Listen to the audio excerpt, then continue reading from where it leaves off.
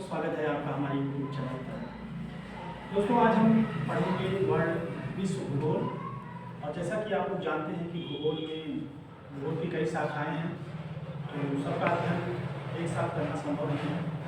आज हम लोग भूगोल के एस्ट्रोनॉमी शाखा का अध्ययन करेंगे। एस्ट्रोनॉमी का मतलब होता है अंतरिक्ष विज्ञान। इसको रशियन भाषा में कॉस्मोलॉजी भी कहते हैं। तो दोस्तों सबसे पहले हम आइए देखते हैं कि ब्रह्मांड क्या है। ब्रह्मांड दोस्तों जैसा कि आपको नाम से लग रहा है ब्रह्मांड,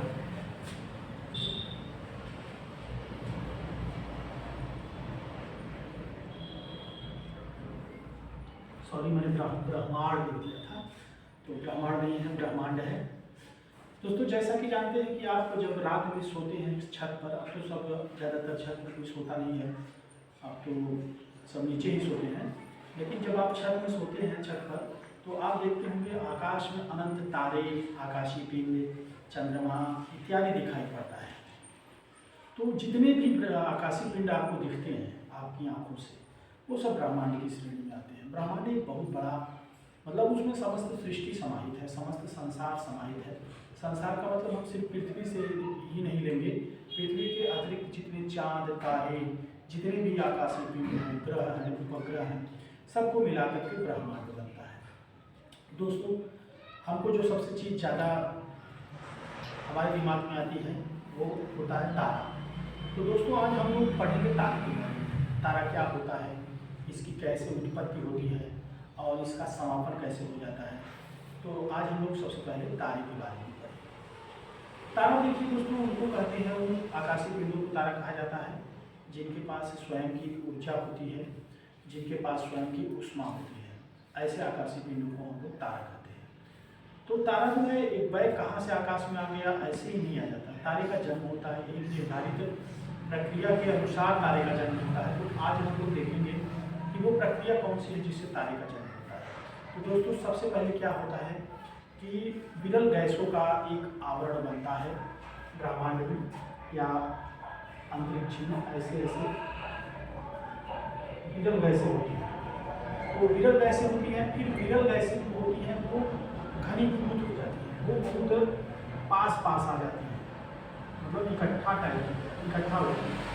इनका जो घनत्व है वो बढ़ जाता है। जब ये घनत्व विरल गैसों का बढ़ जाता है तो इसमें दहन होने लगता है। संलयन प्रक्रिया के द्वारा इनमें दहन होना शुरू हो जाता है। संलयन प्रक्रिया क्या है, इसमें जो है दो हल्के नाभिक आपस में जुड़ करके एक भारी नाभिक में परिवर्तित हो जाते हैं। इसी प्रक्रिया को संलयन कहते हैं। जैसे और संलयन प्रक्रिया ही तारों में ऊर्जा का मुख्य स्रोत है। जैसे आपका सूर्य ही है, उसमें हाइड्रोजन का संलयन हीलियम में होता है। तो जब इसमें संलयन प्रक्रिया के द्वारा जब दहन प्रारंभ हो जाता है, तब ये निर्माण ले लेता है तारे का, स्टार का निर्माण ले लेता है और ये ऊर्जा देना शुरू कर देता है। सूर्य भी हमारा एक तारा है। जैसे पृथ्वी, क्योंकि सूर्य में लगातार ऊर्जा बन रही है और मतलब हाइड्रोजन का हीलियम में परिवर्तन हो रहा है। हाइड्रोजन के नाभिक जुड़ करके हीलियम का नाभिक बना रहे हैं और इस प्रक्रिया के फलस्वरूप काफ़ी मात्रा में ऊर्जा निकलती है और उस ऊर्जा को हम प्रकाश के रूप में, गर्मी के रूप में प्राप्त करते हैं। तो ये तो रहा तारे के निर्माण की प्रक्रिया। अब देखिए दोस्तों, पहले तारा विरल गैस का गैसें जो होती हैं पास में आ जाती हैं और वो घनीभूत हो जाती है। घनीभूत होने का मतलब उनका वो आपस में काफ़ी नज़दीक आ जाती है, उनका द्रव्यमान बढ़ जाता है। आयतन कम होना और द्रव्यमान का बढ़ना, मतलब ये कहलाता है घनीभूत होना। और जब वो घनीभूत होती है तो इस स्थिति को कहा जाता है नेबुला। नेबुला इसी को कहते हैं नेबुला, या हिंदी में कहेंगे निहारिका। अब जब नेबुला या निहारिका में दहन के फलस्वरूप जब ऊर्जा बनने लगती है, ऊष्मा पैदा होने लगता है, प्रकाश पैदा होने लगता है, तब हम इसको नाम दे देते हैं स्टार का, स्टार या तारे का नाम देते हैं। तो ये हुआ तारे का जन्म। तारे का जन्म हो गया। अब हम देखते हैं कि तारे का जन्म तो हो जाता है, लेकिन तारे का विनाश कैसे होता है। देखिए दोस्तों, तारा में ऊर्जा से ही ये चल रहा है तारा। जैसे आप खाना बनाते हैं तो चूल्हा में आप लकड़ी और ऊपरी डालते हैं, तो लकड़ी ऊपरी जब तक जलता रहता है तब तक वो चूल्हा धधकता रहता है। लेकिन एक ऐसी स्थिति आती है जब आपका लकड़ी और उपकरी क्या होता है, वो खत्म हो जाता है। जब खत्म हो जाता है तब वो चूल्हा धीरे धीरे उसकी आँच कम होने लगती है और एक ऐसी स्थिति आती है कि चूल्हा बुझ जाता है। आप गैस सिलेंडर जलाते हैं तो गैस सिलेंडर में जब तक गैस भरी रहती है, गैस चूल्हा जलता रहता है, आप खाना पकाते रहते हैं। लेकिन एक ऐसी स्थिति भी आती है जब आपका गैस उसमें से सिलेंडर में से ख़त्म हो जाता है तो आप तब फिर आप खाना बनाना उससे संभव नहीं होता है। तो ये तारा भी जब हाइड्रोजन हीलियम में परिवर्तित हो रहा है तब तक तो उसमें बढ़िया से ऊर्जा मतलब हो रहा है और तारा अपना प्रकाश और ऊष्मा दे रहा है। लेकिन ऐसी स्थिति आती है कि ये तारा जो होता है इसकी ऊर्जा इसके अंदर की खत्म हो जाएगी। जब ऊर्जा खत्म हो जाएगी तब ये अपना प्रकाश और ऊष्मा देना बंद कर देगा। तो जब ये प्रकाश और जब इसकी ऊर्जा खत्म होती है तब क्या होता है, देखिए जब इसकी ऊर्जा खत्म होगी तो ये तारा बड़ा हो जाएगा। ये तारा बड़ा हो जाएगा। जब बड़ा हो जाएगा तो हम इसको कहते हैं लाल दानव और इसको इंग्लिश में कहते हैं रेड जाइंट। दानव मतलब होता है राक्षस। अच्छा देखिए अब ये बड़ा क्यों होता है और लाल क्यों हो जाता है। देखिए जब कोई भी तारा अपना उसके अंदर की ऊर्जा खत्म होने लगती है तो उसका तापमान कम हो जाएगा। जब तापमान कम हो जाएगा तो वो लाल हो जाता है। देखिए जब तारे का तापमान कम होता है तो वो लाल दिखता है और जब तारे का तापमान थोड़ा सा मध्यम होता है तो वो जो है सफेद दिखता है और तारे का तापमान जब बहुत ज़्यादा तेज होता है तो वो आपका नीला दिखता है। ये 3 कंडीशन है। तो जब इसके अंदर की एनर्जी खत्म होगी तो ये बड़ा रूप ले लेता है और लाल दानव दिखता है। आप कहेंगे बड़ा रूप क्यों ले लेता है। देखिए हम एक छोटा सा उदाहरण उसको, जैसे आप ऊपरी आप उसको जलाइए, जब ऊपरी पूरी तरह से जल जाती है तो फूली हुई लगती है, सामान्य ऊपरी की अपेक्षा फूली हुई लगती है। देखिए जब तक इसके अंदर ऊर्जा था तो इसकी केंद्रीय शक्ति ज़्यादा थी। तो ये अवयव को आपस में सिकोड़ करके रखी थी।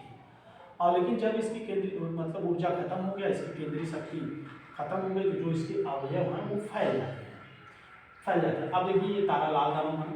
अब लाल दानव से अब ये तारा क्या बनेगा, तो देखिए फिर लाल दानव से ये तारा जो है चमकना धीरे धीरे कम कर देगा।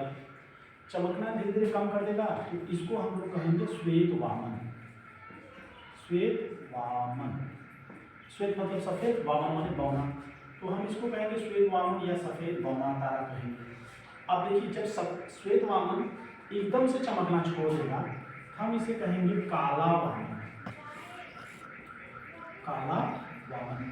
और ये जब तारा काला वामन बन जाएगा ये बिल्कुल चमकेगा नहीं और यहाँ पर इसकी जिंदगी खत्म। देखो ये दोस्तों बहुत ही महत्वपूर्ण बात बता रहा हूँ। जब ये तारा काला वामन बन गया तो इसकी जिंदगी खत्म, लाइफ खत्म। जैसे आदमी जन्म लेता है तो ये देखिए ये गैस इकट्ठा हुई ये गैस घनीभूत हुई, नेबुला या निहारिका बनी। नेबुला या निहारिका में जब दहन होने लगा तो ये तारा बना। और जब ये तारा जो है जब इसकी ऊर्जा खत्म होने लगी तो ये बड़ा हो गया, लाल दानव का रूप ले लिया। लाल दानव ने चमकना छोड़ दिया, कम कर दिया, तो उसको श्वेत वामन या जीवाश्म तारा कहते हैं। आप इसको कह लीजिए कि श्वेत वामन या जीवाश्म तारा। और जब एकदम से ये श्वेत वामन ने चमकना बंद कर दिया तब इसको हम काला वामन कहते हैं। काला वामन बनने के बाद तारे की जिंदगी धुआं मतलब खत्म, तारा गायब हो जाता है, अंतरिक्ष में टूट जाता है, इसका कचरा फैल जाता है, जाके ये ब्रह्मांड के केंद्रीय भाग में चला जाता है, वहाँ समाप्त, इसका अस्तित्व खत्म। अब लेकिन देखिए एक कंडीशन और होता है, जैसे जब तारा छोटा होता है तब ये प्रक्रिया चलती है। लेकिन जब कोई तारा सूर्य के द्रव्यमान से 1.44 गुना ज़्यादा बड़ा होता है तब वो लाल दानव बनने के बाद वो बनता है अभिनव तारा। तब वो श्वेत वामन और काला वामन बन के खत्म नहीं होता है, इसको कहते हैं अभिनव तारा। अब ये श्वेत वामन बन के खत्म नहीं होगा। जैसे आपने देखा होगा दोस्तों, एक चूहा आ गया था, सॉरी मैं डर गया। वैसे आपने देखा होगा जो बड़ा पटाखा होता है वो जलने के बाद भी उसमें विस्फोट हो जाता है। तो जैसे जब लाल दान हो अभिनव तारा में बदलेगा और वही लाल दानव जो है अभिनव तारा में बदलेगा जिसका द्रव्यमान सूर्य के द्रव्यमान से 1.44 गुना बड़ा होगा, मतलब ज़्यादा होगा। तो इसी को कहते हैं चंद्रशेखर सीमा। सूर्य का द्रव्यमान 1.44 बराबर चंद्रशेखर सीमा। तो जो तारा चंद्रशेखर सीमा से जिसका कैपेसिटी ज़्यादा रहेगी वो बन जाता है अभिनव तारा। अब अभिनव तारा जो है ये श्वेत वामन और काला वामन नहीं बनते, बल्कि ये सारे भड़क जाते हैं। अभिनव तारा भड़क जाता है और ये बन जाता है न्यूट्रॉन। न्यूट्रॉन तारा ये बन जाएगा एक न्यूट्रॉन तारा। और बनता है आपका पल्सर। पल्सर तारा क्या होता है? जब अभिनव तारा भड़कता है तो पल्सर का रूप ले लेता है। पल्सर तारा कभी तेज चमकता है, कभी कम चमकता है और धीरे धीरे ये भी अस्तित्व में ही हो जाता है। और बनता है एक आपका क्वेसर। क्वेसर तारा जो होता है वो उसकी चुंबकीय क्षमता बहुत ज़्यादा होती है। अब देखिए ये कंडीशन और होता है, जैसे ये जो अभिनव तारा ये न्यूट्रॉन है ये इसका जब घनत्व बहुत ज़्यादा हो जाता है, जब ये ज़्यादा सिकुड़ जाता है तो ये रूप ले लेता है ब्लैक होल का। ब्लैक होल का रूप ले लेता है। और ब्लैक होल का मतलब जैसे देखिए कोई थाली है, बड़ी सी थाली है, आप उसको पीट पीट के मतलब उसको एकदम मटर के दाने का आकार बना दीजिए। तो देखिए जितना थाली का वजन होगा वही वजन उस मटर के दाने के बराबर जो टुकड़ा होगा उसका होगा। तो ये न्यूट्रॉन तारा इतना ज़्यादा सिकुड़ता है, इतना ज़्यादा सिकुड़ता है, फिर सिकुड़ने की कोई गुंजाइश नहीं होती है। इसको ये बहुत ज़्यादा कंप्रेस होकर के ब्लैक होल बन जाता है। और ब्लैक होल की क्या विशेषता होती है दोस्तों? ये बहुत ही भारी हो जाता है और इससे होकर के प्रकाश गुजर नहीं पाता है। तो कोई वस्तु जब इतना ज़्यादा घनीभूत हो जाता है उसको मतलब प्रकाश भी नहीं पार कर पाता है, तो उसको ब्लैक होल कहते हैं। और देखिए दोस्तों ब्लैक होल क्या होता है, जैसे जब घनीभूत हो जाएगा तो उसका वजन बहुत ज़्यादा हो जाता है। आप जान लीजिए जो ब्लैक होल का पिंड होता है, अगर उसमें से आप एक चम्मच भी निकाल लीजिए, एक चम्मच मिट्टी भी निकाल लीजिए, तो उसका वजन 20 हाथियों के वजन के बराबर होता है। आप इतना जान लीजिए इतना ज़्यादा वजन होता है ब्लैक होल का, मतलब एक चम्मच 20 हाथियों के वजन के बराबर होता है। अगर उसी के ब्लैक होल की मिट्टी का एक लड्डू बना लीजिए तो फिर सोचिए वो कितना ज़्यादा वजन होगा। और ये ब्लैक होल जाके ब्रह्मांड के केंद्र में ये सब इकट्ठा हो जाते हैं बल्ज में, और इसी ब्लैक होल से टकराकर श्वेत वामन काला वामन सब नष्ट हो जाते हैं। इस ब्लैक होल को पृथ्वी के लिए या किसी भी ग्रह के लिए खतरा माना गया है, किसी भी पिंड के लिए, क्योंकि इसका द्रव्यमान इतना ज़्यादा होता है कि जिस भी पिंड से टकराएगा उसको फोड़ फाड़ कर उसका अस्तित्व खत्म कर देगा। जैसे आप मान लीजिए कोई दो पिंड हैं अगर टकरा रहे हैं तो वहाँ साइज मायने नहीं रखेंगे, वहाँ जिस पिंड का घनत्व ज़्यादा रहेगा वो पिंड दूसरे पिंड को फोड़ देगा। जैसे आप एक फुल्की ले लीजिए, फुचका जिसको पानी पूरी कहते हैं, आप उस पानी पूरी को और एक मटर का दाना ले लीजिए, दोनों को ऐसे लड़ा दीजिए तो कौन टूटेगा? पानी पूरी टूट जाएगा, क्योंकि वो खोखला होता है, उसका द्रव्यमान बहुत कम होता है, जबकि मटर के दाने का द्रव्यमान पानी पूरी के द्रव्यमान से ज़्यादा होता है, तो वो उसको फोड़ देगा। इसी तरह से ब्लैक होल का घनत्व इतना ज़्यादा होता है कि ये किसी भी पिंड से टकराएगा तो उस पिंड को जो है एकदम तोड़ता देगा, उसको एकदम फोड़ देगा। तो दोस्तों ये था हमारा तारे का शुरुआत, तारे का अंत। आज हम इतना ही आपको समझाएं। अब हम मिलेंगे नेक्स्ट टॉपिक में, फिर से आपको बहुत अच्छी तरीके से हम ब्रह्मांड के रहस्यों को बताएंगे।